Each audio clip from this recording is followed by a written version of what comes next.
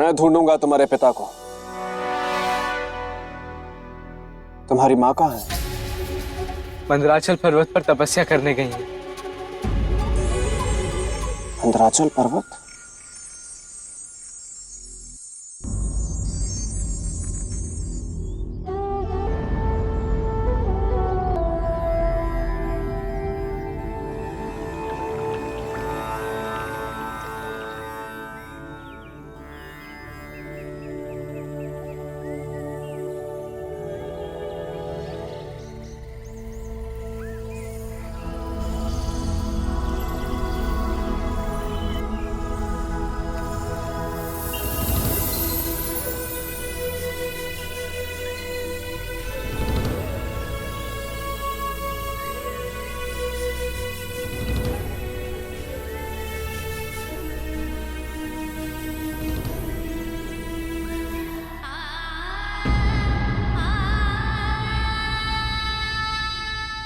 माँ,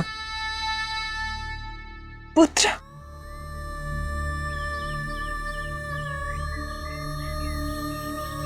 तुम यहाँ क्यों आए पुत्र? इसे यहाँ मैं लाया हूं।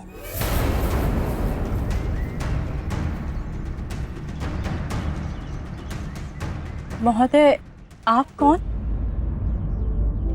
प्रणाम देवी, मैं भोज हूं। यदि आज्ञा हो तो मैं आपसे एक प्रश्न करना चाहता हूं।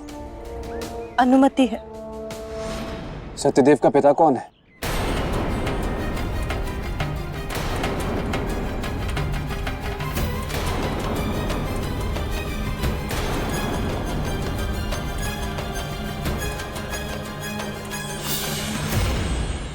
इस स्त्री ने तो रहस्य का वातावरण बना दिया है।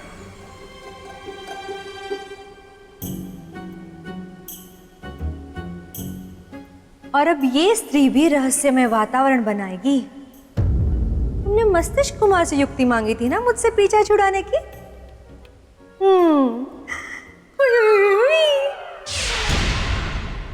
ये है मेरे प्रेम का प्याला, इसे पीते ही तुम पहनाओगे मुझे वरमाला। मैं नहीं जानती। नहीं जानती? देवी, फिर ये समाज में अपना परिचय कैसे देगा?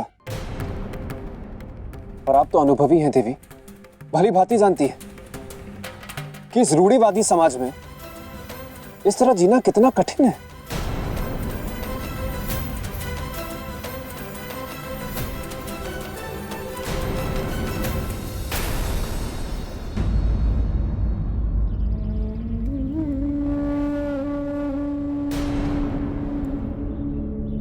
सत्यदेव के सुनहरे भविष्य के लिए मुझे आपके अतीत के अंधकार में झांक कर देखना होगा देवी। इसके लिए मुझे क्षमा करें।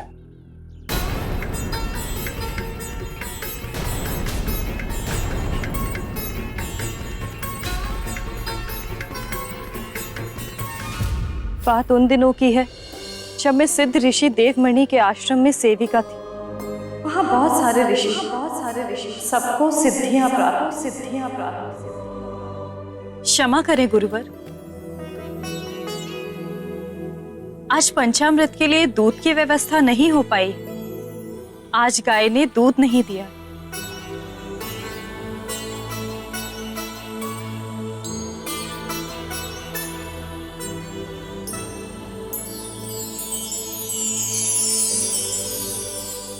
बेटी, कलश आगे करो।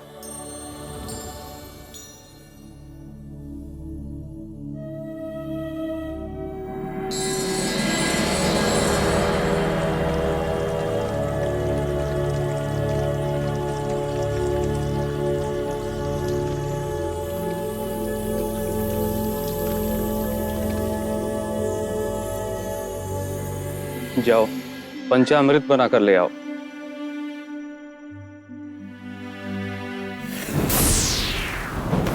स्वर्ग से भी सुंदर था वह आश्रम। जिस चीज की चाह करो वही मिल जाए, कहीं कोई कमी नहीं। किसी चीज का अभाव नहीं। अभाव हुआ तो मेरे जीवन में। वो श्रावण का महीना था जब मुझे पता चला कि मैं मां बनने वाली हूं। मैं उसी क्षण ऋषि देवमणि के पास गई और उन्हें सब सत्य बता दी। गुरुवर, मैं इस बात से अनजान हूं कि मेरे साथ जो हुआ वो कब हुआ, कैसे हुआ, किसने किया। पर इतना अवश्य जानती हूं कि जो भी हुआ है वो यही किसी आश्रम में हुआ है। झूठ बोल रही है ये स्त्री।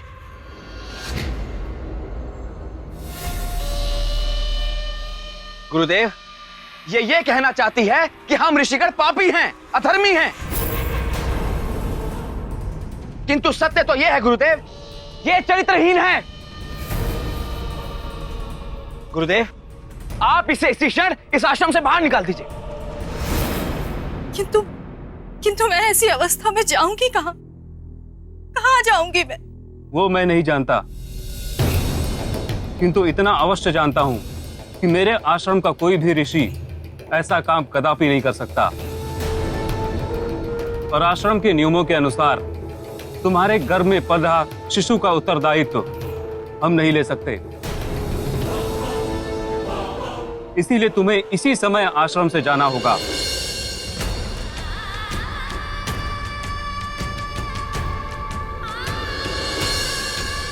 क्या मैं अब भी दोषी हूं कि मैंने अपने पुत्र को उसके पिता का नाम नहीं बताया? नहीं देवी, इसमें आपका बिल्कुल भी दोष नहीं है। पर विडंबना तो यह है कि जो स्त्री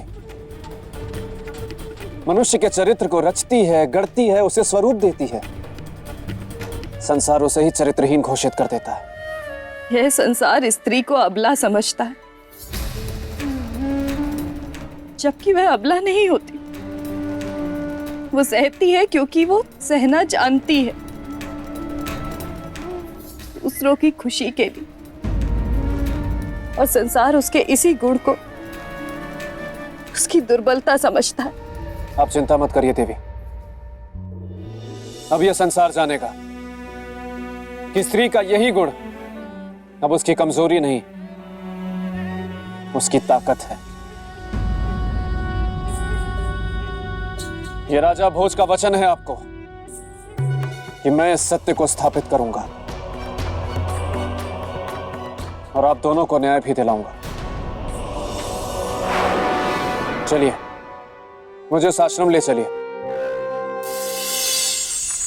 वाह वाह वाह वाह राजा भोज, क्या क्या बात कही है तुमने। सामने होता तो माथा चूम लेता तुम्हारा।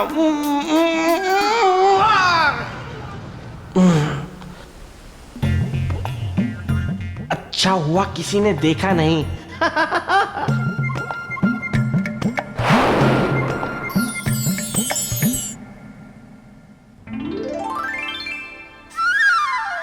प्याला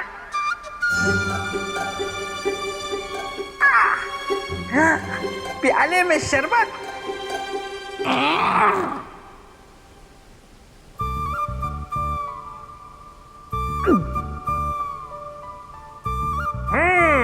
मजेदार था।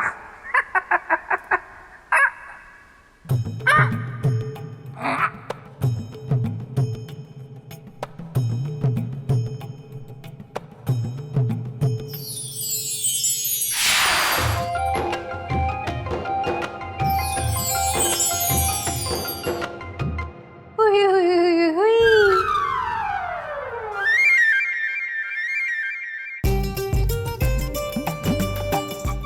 मैं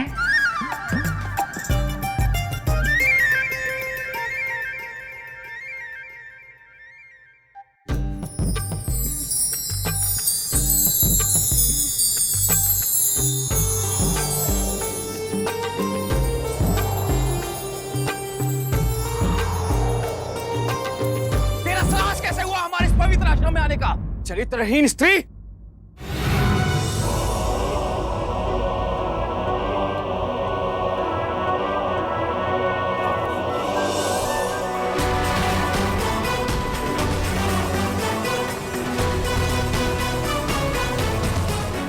ऋषिवर,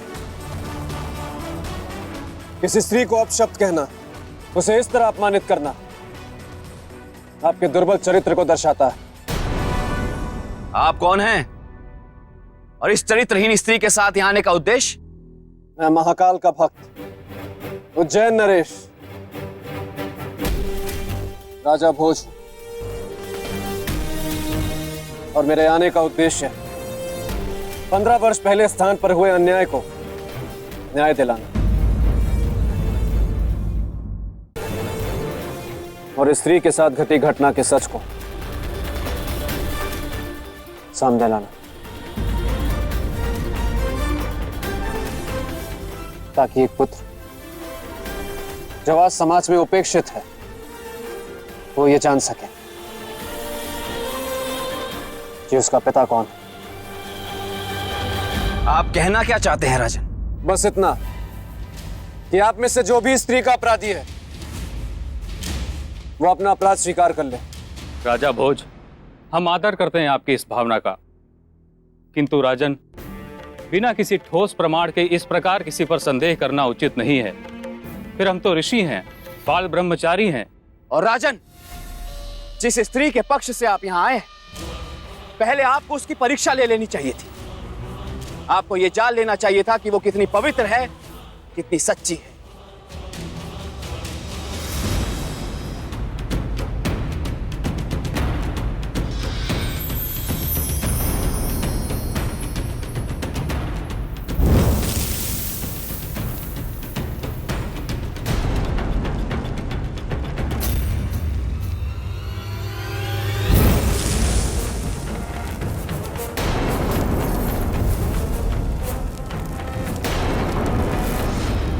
स्त्री, यदि तू चरित्रवान है तो दे अपनी परीक्षा।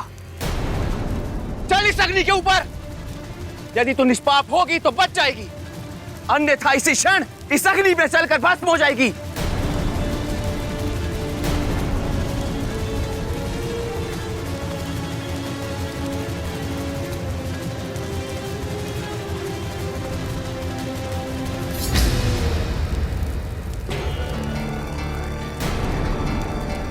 नहीं ऋषिवर, देवी कावेरी ये परीक्षा नहीं देंगी। परीक्षा देंगे आप लोग। इस अग्नि में चलेंगे आप लोग। अब आप लोग ये सिद्ध करेंगे कि आप में से किसी ने देवी कावेरी के साथ कोई पाप नहीं किया। इसकी कोई आवश्यकता नहीं है राजन, हम जानते हैं अपने ऋषियों को। रही बात न्याय की, तो हम चाहते हैं कावेरी के साथ न्याय हो, किंतु बिना किसी ठोस प्रमाण के यह असंभव है। आपको प्रमाण चाहिए ना, तो ठीक है, मैं लाऊंगा प्रमाण और सिद्ध करूंगा कि वास्तविक अपराधी कौन है। आप अवश्य सिद्ध करें, निश्चिंत रहें, दंड के विधान पर कोई आंच नहीं आएगी। जय महाकाल।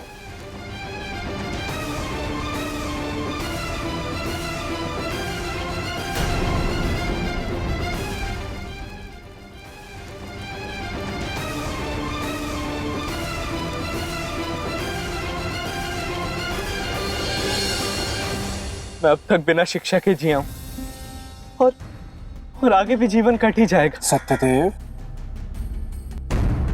मैं तुम्हारे साथ अन्याय नहीं होने दूंगा। मैं तुम्हें सम्मान दिलाकर रहूंगा। सम्मान जो आज तक किसी नारी को मिला ही नहीं। यदि दृढ़ निश्चय हो तो सब कुछ संभव है। एक अकेले व्यक्ति के दृढ़ निश्चय से संपूर्ण समाज की सोच को नहीं बदला जा सकता राजन। देवी, प्रयत्न करने से सब संभव है। कैसे? राजन, किसी की आत्मा को जगाना बहुत मुश्किल है, और फिर वो तो सिद्ध ऋषि हैं। ऐसे में आप मेरी सहायता कैसे करेंगे? देवी, सत्य के कई पक्ष और कई मार्ग होते हैं, पर जब सारे मार्ग बंद हो जाएं, तो हमें ईश्वर की शरण में जाना चाहिए, उसके दिखाए हुए मार्ग पर चलना चाहिए, क्योंकि उसका दिखाया हुआ मार्ग हमेशा सही होता है। आप चिंता मत करिए देवी, जब तक मैं लौट के वापस ना आऊं तब तक आप मेरी राह यहीं पर देखिएगा।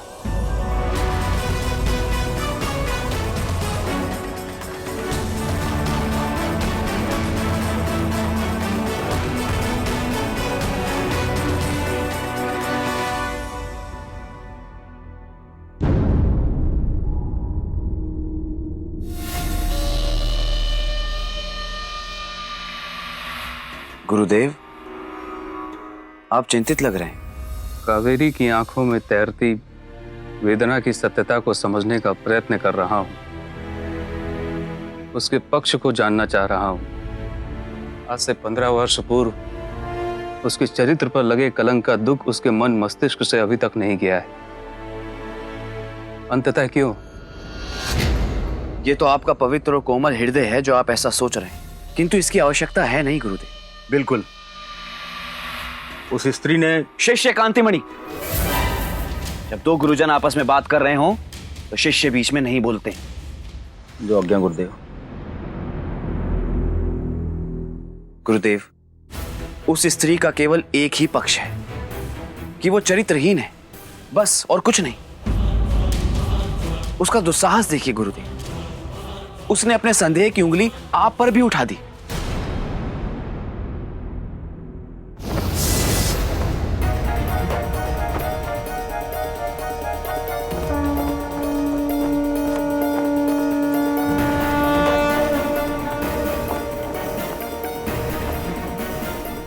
हे जगत जननी मां काली, जब जब इस संसार में अधर्म और अत्याचार बढ़ा है तब तब तूने ही इसका संहार किया, और आज तो तेरी ही एक बेटी पर अत्याचार हुआ है मां, उसके चरित्र पर प्रहार हुआ है। मुझे मार्ग दिखा मां, ताकि मैं कावेरी की चरित्र की रक्षा कर सकूं, उन सभी ऋषियों में से उस पाखंडी ऋषि का सच इस संसार के सामने ला सकूं। मेरी मदद कर पाऊं, मेरी मदद कर।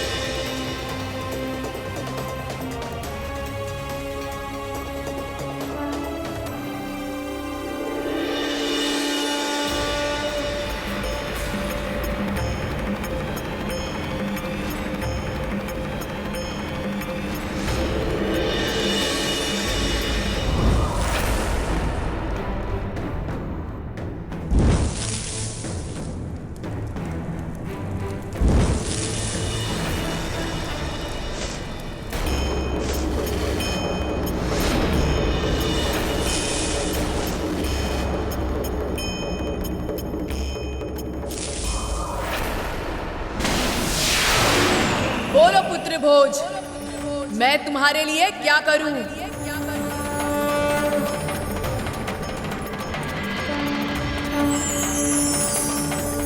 जय महाकाली। उस स्त्री कावेरी के साथ न्याय करो मां, और उस पाखंडी ऋषि का सच इस संसार के सामने लाओ मां।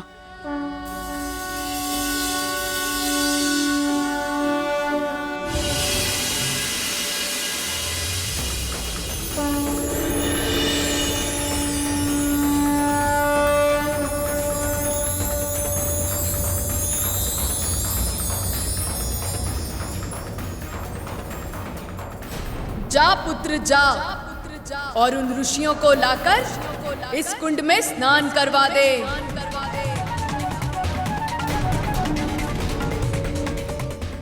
जो कायर पुरुष अपराधी होगा, उस कुटिल कामी पुरुष का सच सबके सामने आ जाएगा। जय महाकाली।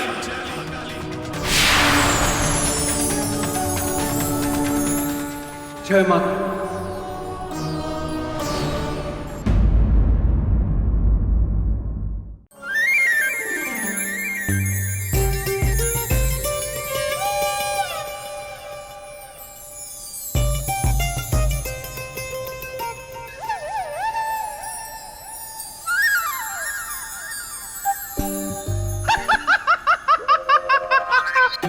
मस्तिष्क कुमार का आना यानी मेरी युक्ति का पकड़े जाना। उई, उई, उई, उई।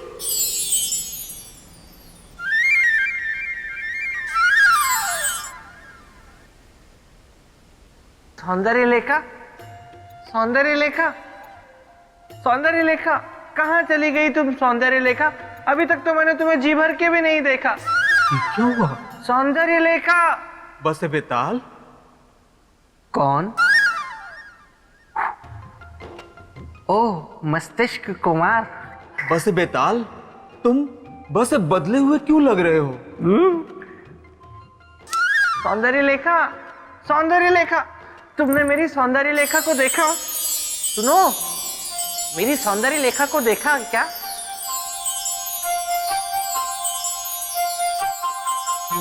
सौंदर्य लेखा। बस बेताल, सस सौंदर्य लेखा ने तुम्हारे साथ धस से धोखा किया है। उसने तुम्हें प्रेम का प्याला पिला दिया।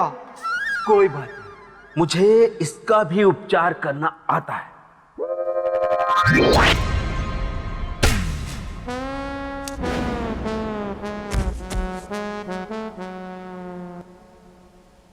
कुछ ही देर में इसका प्रभाव पूरी तरह से समाप्त हो जाएगा।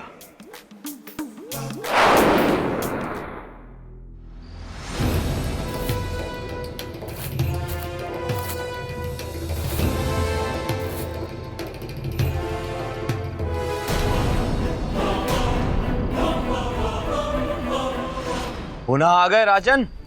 हाँ, और इस बार प्रमाण की व्यवस्था करके आया। ऋषि देवमणि, मेरे इस अनुष्ठान से धर्म अधर्म, पवित्रता पवित्रता और सत्य असत्य सब अलग अलग हो जाएंगे। कैसे? उसके लिए कल प्रातः आप सबको मेरे साथ चलना पड़ेगा। राजन, हमें अपनी सत्यता का प्रमाण देने की कोई आवश्यकता नहीं है। हम स्वयं सत्य हैं। यदि आपको कोई प्रमाण देना है तो प्रमाण यहीं लेकर आइए। नहीं नीलमणि, प्रश्न हमारे आश्रम की मर्यादा का है, हमारी सत्यता का है। इसलिए अपनी सत्यता का प्रमाण देने हम स्वयं जाएंगे इनके अनुष्ठान में। धन्यवाद।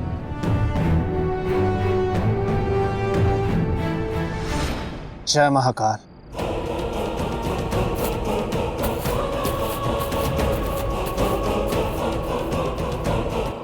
गुरुदेव ने क्या अनर्थ कर दिया? प्रमाण देने का अर्थ है कि नहीं नहीं नहीं, मैं अपना सच सामने नहीं आने दूंगा। नहीं।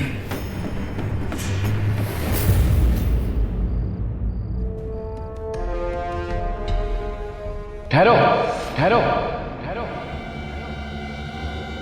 कौन है वहां?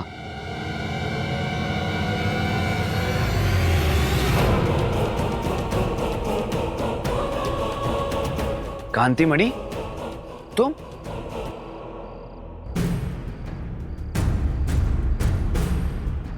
कहां जा रहे हो तुम? क्षमा कर दीजिए ऋषवर, क्षमा कर दीजिए, मुझसे बहुत बड़ा अपराध हो गया। कैसा अपराध? किस बात की क्षमा? ये उन दिनों की बात है ऋषवर, जब कावेरी के प्रति मेरे मन में प्रेम ने जन्म लिया था।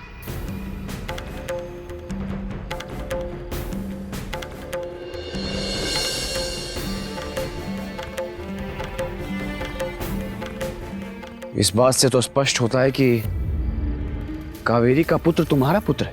नहीं ऋषवर, कावेरी का पुत्र मेरा पुत्र नहीं है। तो इतना भय क्यों है? भय इस बात का है ऋषवर, इस पापी मन के साथ यदि मैं कल उस अनुष्ठान में गया तो मेरा सच सामने आ जाएगा ऋषवर।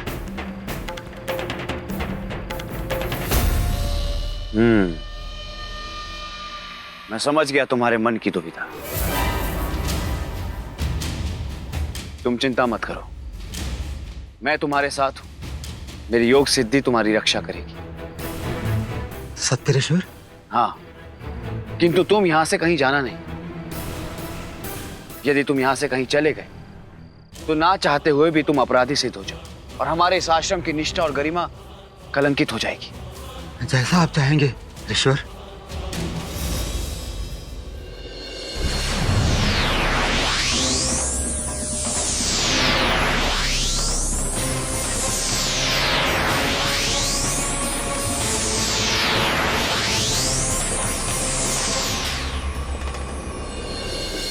शिष्य कांतिमणि, अब तुम निश्चिंत हो जाओ और कल के अनुष्ठान के परिणाम की प्रतीक्षा करो। जो आज्ञा ईश्वर।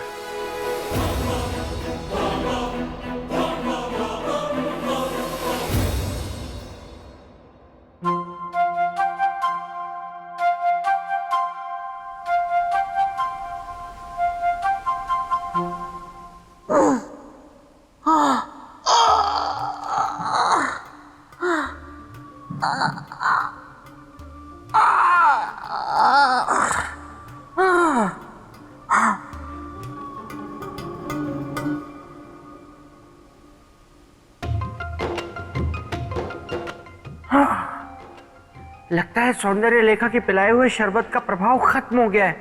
इससे पहले कि वो कोई और युक्ति आजमाए, मैं चलता हूं राजा भोज के पास।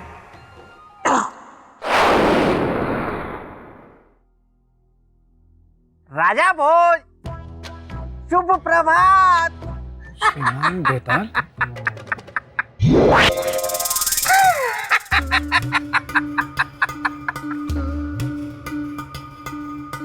श्रीमान बेताल, आप मुझे कहाँ ले आए? राजन, ये स्वर्ग लोक है, आप मुक्त हो गए। स्वर्ग लोक? राजन, प्रातः काल के समय इस तरह ऊंचाइयों पर बैठकर वार्तालाप करने का आनंद ही कुछ और है राजन। बात तो आपकी ठीक है, लेकिन मुझे इस तरह रोकने का अर्थ ये है राजन कि जिस गंभीरता से आप उस स्त्री और उसके बालक को न्याय दिलवाने के लिए जा रहे हैं, आपको क्या लगता है, क्या आप मेरे मित्र विक्रमादित्य जैसा न्याय कर पाएंगे? इस बात का पता तो हमें तभी चलेगा जब मैं ऋषियों तक पहुंच पाऊं। और मुझे पूर्ण विश्वास है कि आप जैसा ज्ञानी, महाप्रतापी शूरवीर इस बात को अवश्य जानता होगा कि ऋषियों को प्रतीक्षा कराना सही नहीं होता, उससे पाप लगता है। अच्छा, तो मुझे आज्ञा दीजिए। जय महाकाल।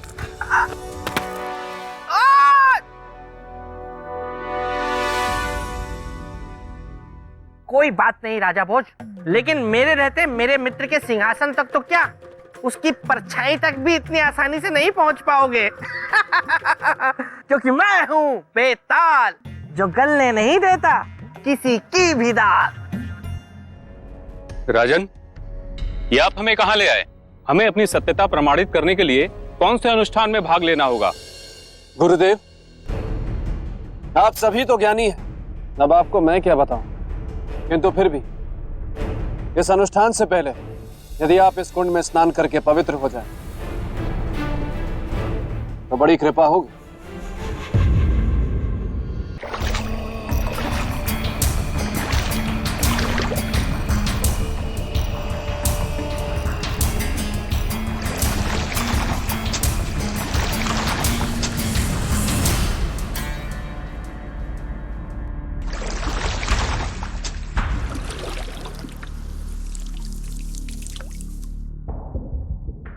ये कैसे संभव हो सकता है?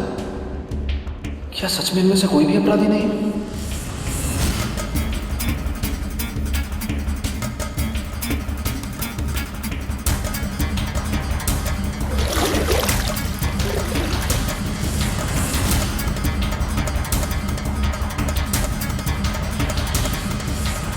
देवी, क्षमा देवी, क्षमा।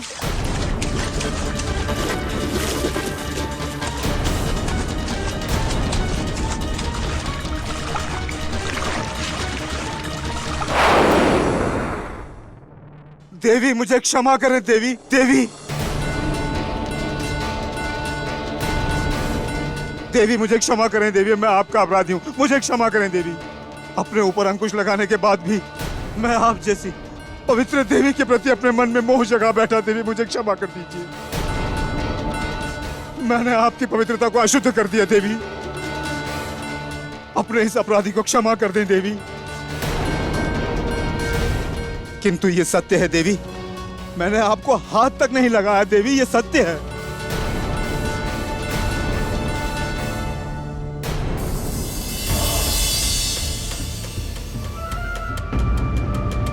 ये क्या हो रहा है मुझे? ये परिवर्तन क्यों हो गया मुझमें?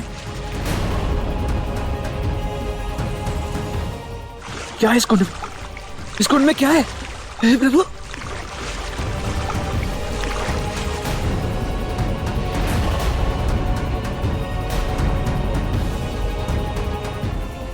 और उन ऋषियों को लाकर इस कुंड में स्नान करा दे। जो कायर पुरुष अपराधी होगा, उस कुटिल कामी पुरुष का सच सबके सामने आ जाएगा। राजन, ये क्या है? ये कैसा अनर्थ है? यह अनर्थ नहीं है गुरुदेव, ये प्रमाण है इनके पाप का। कैसा प्रमाण? किस पाप का प्रमाण? वही पाप गुरुदेव जो इन्होंने 15 वर्ष पूर्व किया था।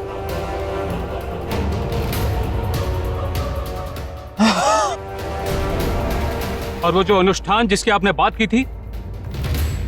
यही वो अनुष्ठान था गुरुदेव। मां काली की कृपा से इस कुंड का निर्माण हुआ,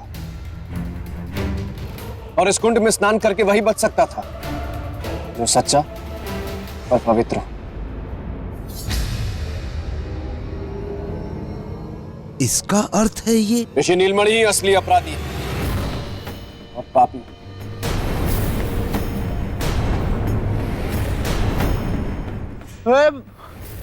मैं पापी नहीं हूं, पापी तुम हो। मेरे विरुद्ध षड्यंत्र होता है।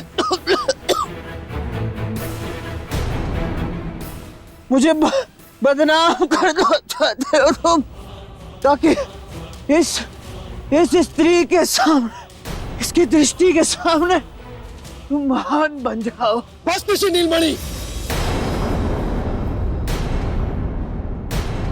विराम दो अपनी वाणी को। कहीं ऐसा ना हो जाए कि मैं अपने संस्कार की सीमा लांघ जाऊं।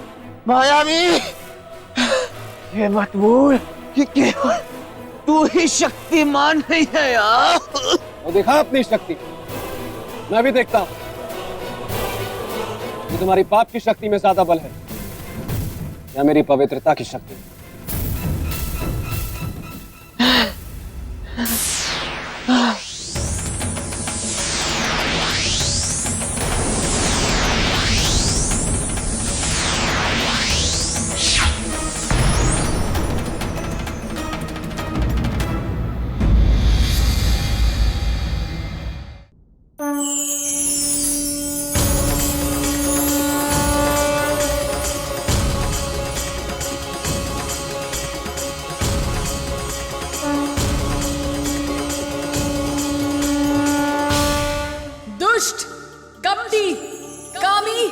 चरित्रहीन होकर एक पवित्र और चरित्रवान का सामना करने चला था।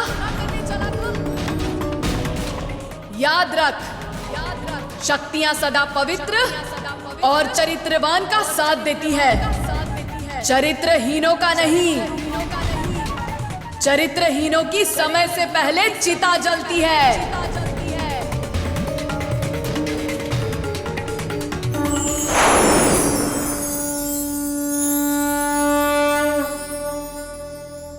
ऋषि नीलमणि, अपने अंतिम समय में सत्य को स्वीकार कर लो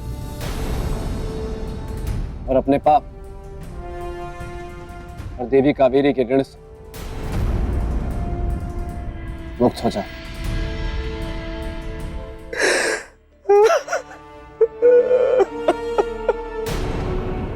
क्षमा कर दो।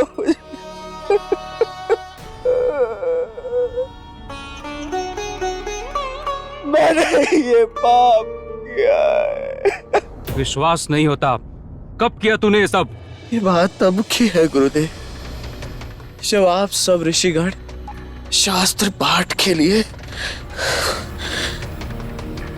आश्रम से बाहर गए थे। ऋषिवर, भोजन ग्रहण कर लीजिए।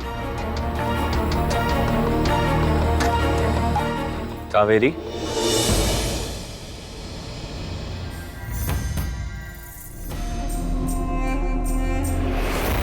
प्रसाद ग्रहण करो कावेरी। किंतु सत्य तो ये था कि मैं कावेरी को अपनी दुर्बलताओं की सीमा के अधीन करना चाहता था, और उसके बाद जो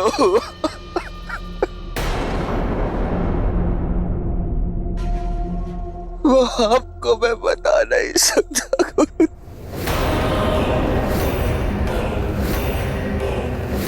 मुझे क्षमा कर दो। क्षमा मुझसे नहीं, क्षमा इससे मांग जिसका तू अपराधी है। नहीं गुरुदेव, नहीं। मैं इस नीच पापी को कभी क्षमा नहीं करूं। नहीं देवी, मुझे अपनी भूल स्वीकार देगा एक मौका दे दीजिए देवी। मैं आपको मान दूंगा देवी। नहीं चाहिए मुझे तुम्हारे मान की भिक्षा ऋषि नीलमणि, और ना ही मेरे पुत्र को तुम्हारे जैसे अधर्मी पिता का नाम। चले जाओ मेरी आंखों के सामने से, इससे पहले कि मैं सन्यासिनी का क्षमा धर्म भूल जाऊं।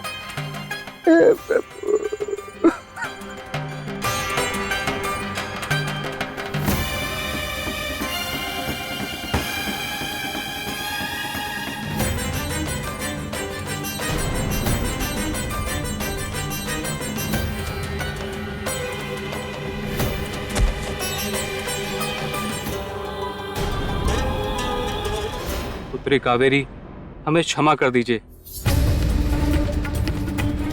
हम भी उतने ही दोषी हैं जितने कि ऋषि नीलमणि। नहीं गुरुदेव, नहीं। इसमें आपका कोई दोष नहीं।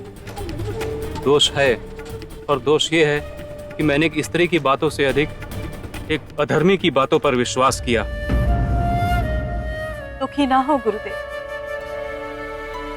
मुझे पूर्ण विश्वास है कि आज आपके इस सत्य को स्वीकार लेने से समाज की निर्माण व्यवस्था में अवश्य परिवर्तन आएगा, और इसका श्रेय जाता है राजा भोज को, जिन्होंने एक अनजान स्त्री पर विश्वास कर उसके सम्मान को वापस दिलाने में अपनी एड़ी चोटी की शक्ति लगा दी। बहुत बहुत धन्यवाद आपका राजा भोज। आज के बाद मेरे साथ साथ पूरी स्त्री जाति आपकी आभारी रही। किंतु देवी, अभी मेरा कार्य अधूरा है। मैं राजा भोज आज से सत्यदेव को अपना कुल और गोत्र देता हूं।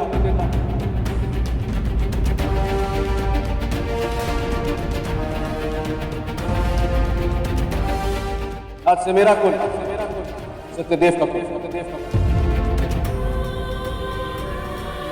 और मेरा गोत्र सत्यदेव का गोत्र।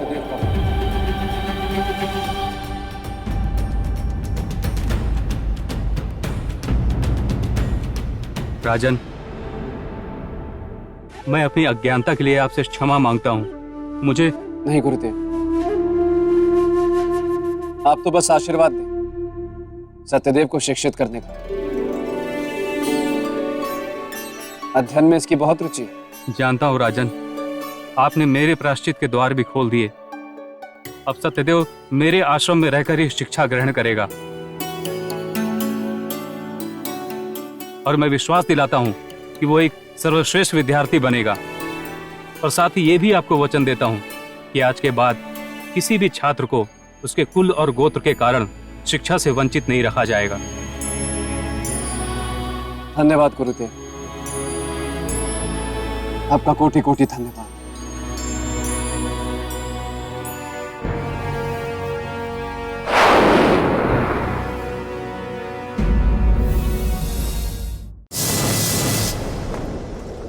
जय माँ काली, जय माँ काली। आपने मेरी लाज ली, आपने मेरी लाज ली।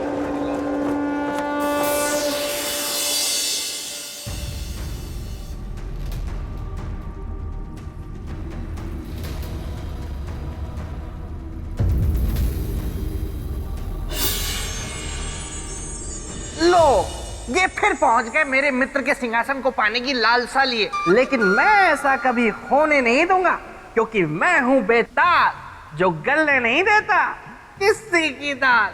मैं भी चला। राजन,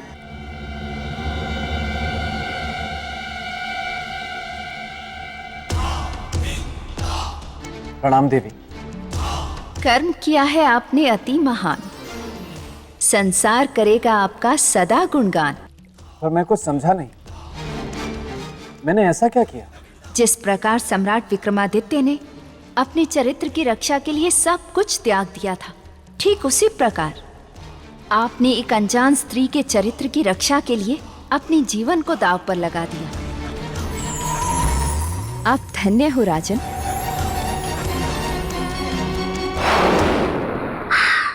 देवी महामाया की जय हो।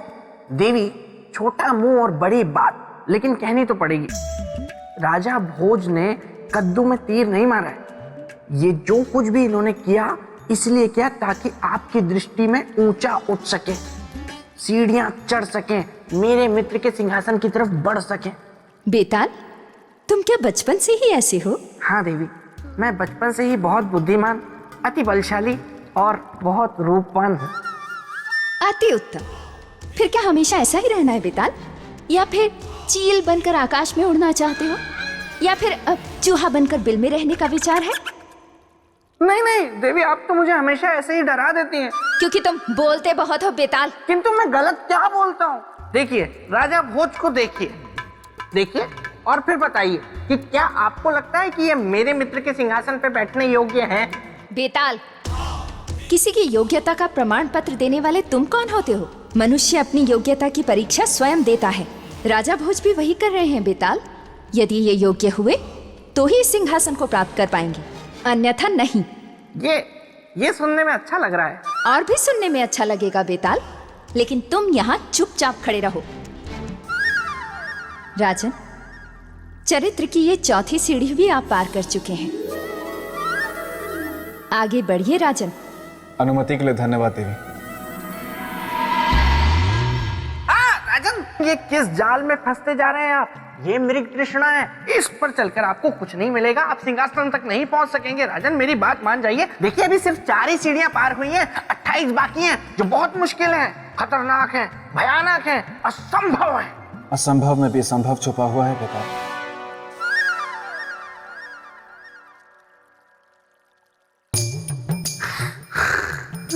चौथी भी चढ़ गया।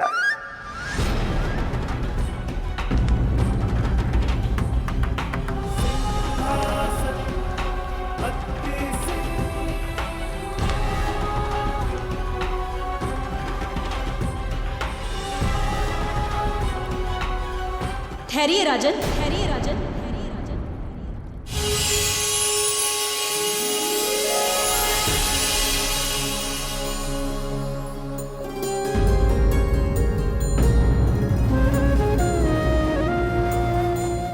आप सब कौन है देवी? हम योग माला हैं। हम इस सिंहासन में योग शक्ति की रक्षा करती हैं। देवियों, आप सबको राजा भोज का प्रणाम।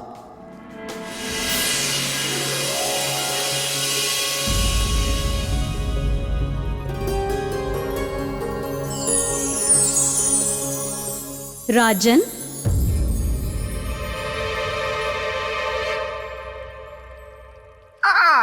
देवी योगमाला, बेताल का प्रणाम स्वीकार करें। देखिए, आप ही समझाइए अब राजन को। मैं तो समझा कर हार गया हूँ कि ये मेरे मित्र विक्रमादित्य के सिंहासन पर बैठने योग्य नहीं है। बेताल, क्षमा देवी, क्षमा। मैं भावनाओं में बह गया, इसीलिए ये कह गया। श्रीमान बेताल, मैं आपसे एक बात का निवेदन करना चाहता हूं कि आप इसी तरह चुनौतीपूर्ण से चुनौतीपूर्ण बातें मुझसे कहते रहें, ताकि मुझ में हिम्मत का संचार हो पाए और मैं परीक्षाओं पे परीक्षाएं पार करता रहूं। मेरी बातों से आपको हिम्मत मिलती है और हौसला भी। हाँ बेटा, आपकी बातों से मुझ में हिम्मत का संचार होता है। यदि एक बार मेरा हृदय सिंहासन को त्यागने के विचार के बारे में भी सोचे, लेकिन आपकी बातें मुझ में एक नई हिम्मत, एक नई ऊर्जा भर देती है। इसलिए आपसे बस एक छोटा सा निवेदन है बेटा, कि आप इसी तरह मुझे चुनौतीपूर्ण बातें कहते रहें। कहिए कहिए, आप चुप क्यों हो गए? हाँ तो देवी, मुझे और क्या साबित करना होगा? इस सिंहासन को धारण करने वाले में चक्रवर्ती सम्राट विक्रमादित्य के समान योग शक्ति का होना भी आवश्यक है। राजन, अब मैं आपको सम्राट विक्रमादित्य की योग शक्ति की कथा सुनाती हूँ। हाँ देवी, सुनाइए, मैं उत्सुक हूँ। ये बात उस समय की है जब चक्रवर्ती सम्राट विक्रमादित्य का विवाह नहीं हुआ था। वो राजकुमारी चित्रलेखा से मिले भी नहीं थे। एक दिन सम्राट विक्रमादित्य एक धार्मिक यात्रा से लौट रहे थे। सम्राट, मौसम खराब है। मेरे विचार से हमें किसी सुरक्षित स्थान पर रुक जाना चाहिए। रुकने की कोई आवश्यकता नहीं है वीरामीर जी। हमारे पास धन ध्वज है, हमारा मार्ग कोई नहीं रोक सकता।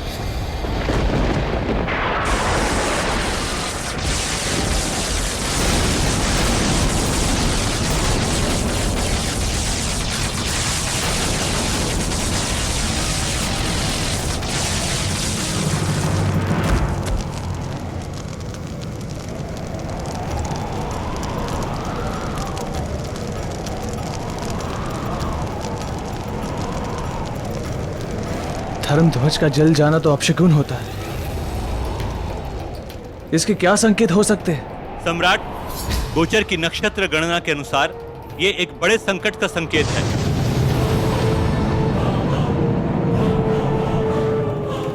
कैसा संकट? मृत्यु का संकट। मृत्यु? किसकी मृत्यु और क्यों? हमारे आसपास कोई पापी है, उसकी। परंतु हमारे बीच कौन पापी हो सकता है? ये मैं नहीं कह रहा हूं सम्राट, ज्योतिषीय गणना कह रही है। यदि हम अपना कुशल मंगल चाहते हैं तो बिना देर किए उस पापी को इस यात्रा समूह से बाहर निकालना होगा, अन्यथा हम सब काल के शिकार बनेंगे।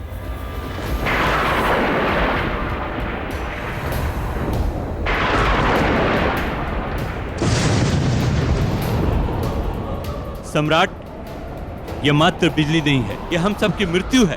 मृत्यु। अगर उस पापी को हमारे बीच से नहीं निकाला गया तो हम सब मारे जाएंगे।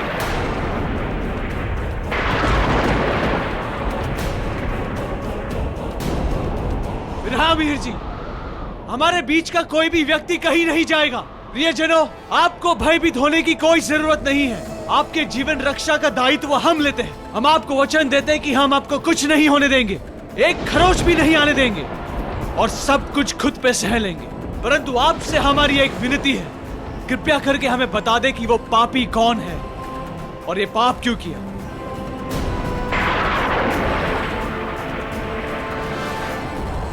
क्षमा कीजिए, क्षमा कीजिए, इस पापी को क्षमा कीजिए महाराज। क्या पाप किया है आपने? मंदिर से आते हुए भगवान की मूर्ति मैंने ही चोरी की थी। सम्राट, इस चोर को अभी इसी समय यात्रा समूह से बाहर कर दीजिए। इसके कारण हम सभी के प्राणों को संकट में नहीं डाल सकते। नहीं सेनापति, गुस्से में लिया गया निर्णय समाधान नहीं होता। इस व्यक्ति ने सबके सामने अपना पाप स्वीकार किया है।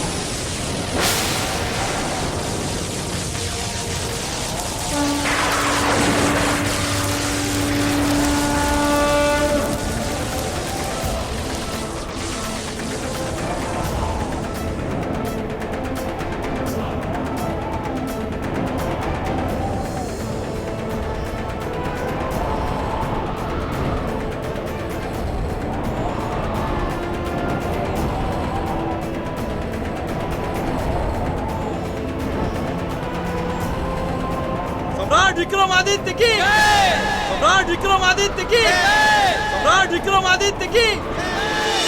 देवी, मेरे मन में एक प्रश्न उठ रहा है कि एक मृत व्यक्ति जीवित कैसे हो सकता है?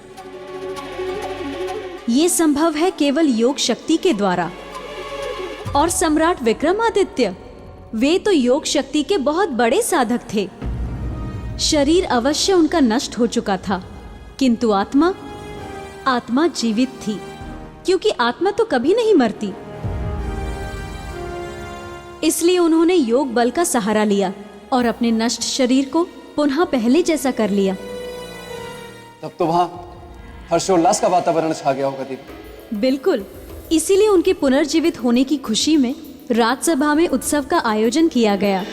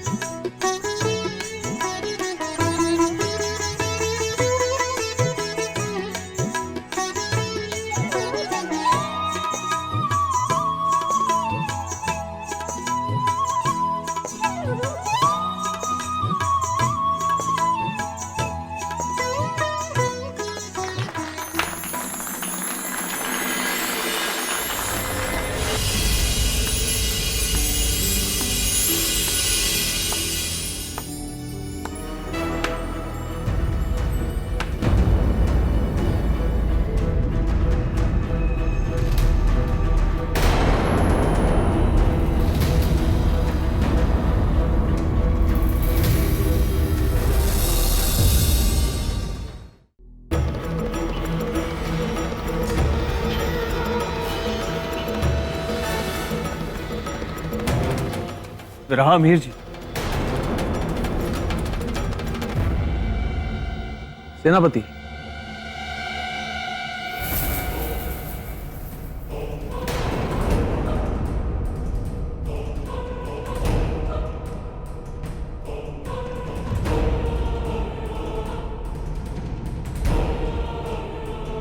कौन है वो जिसने हमारे दरबार में तंत्र शक्ति प्रयोग करने का दुस्साहस किया है? सामने आओ।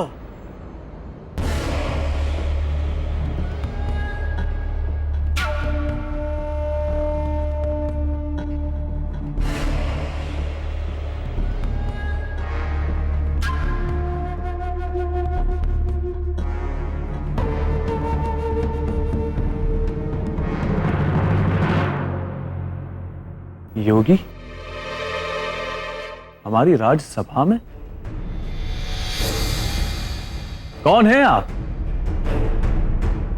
आपकी शक्ति प्रयोग करने का उद्देश्य क्या है? क्या सिद्ध करना चाहते हैं आप?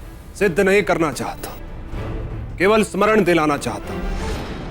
किस बात का स्मरण? उस दिन की घटना का, जिस दिन आपका जीवन संकट में था और आपकी मृत्यु निश्चित थी। विक्रमादित्य! हे परमपिता परमात्मा, हमारे जीवन की रक्षा कर।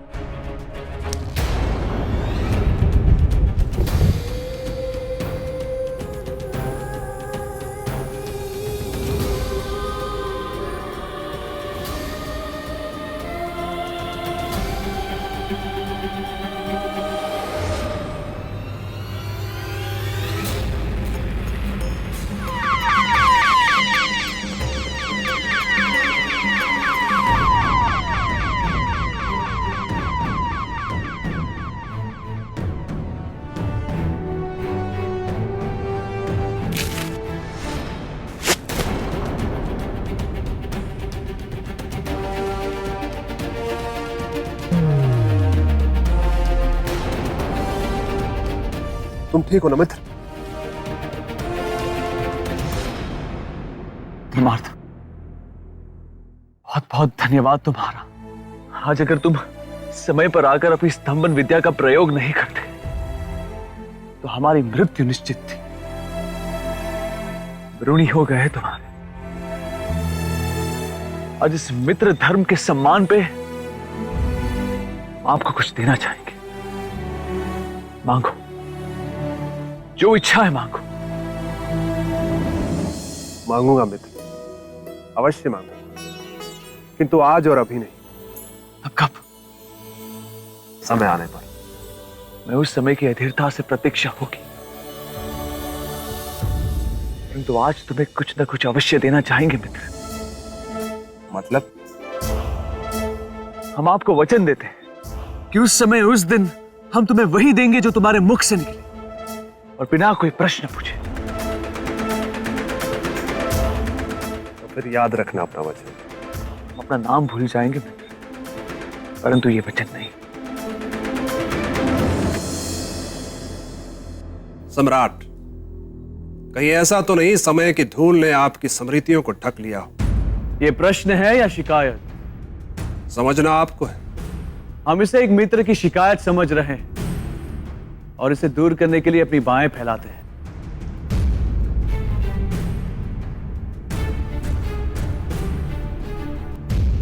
वर्षों बाद मिले हो मित्र, आओ गले लगो।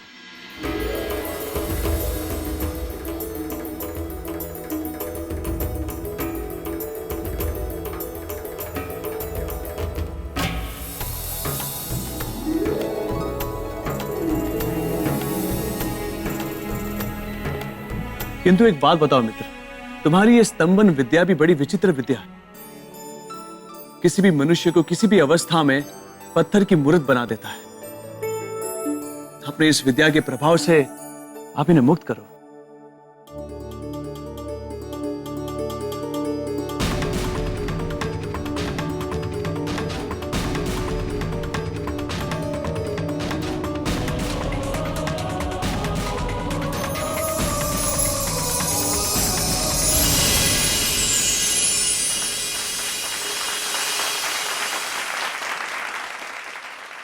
मित्र, मुझे किसी से प्रेम हो गया है। उसे विवाह करना चाहते हो? हाँ। तो फिर समस्या क्या है मित्र? समस्या यह है कि विवाह के लिए स्वयंवर रचा गया है। उसकी एक शर्त है जिसे केवल तुम पूरा कर सकते हो। समझ गए मित्र, जो शर्त पूरी करेगा विवाह भी वही करेगा। हाँ।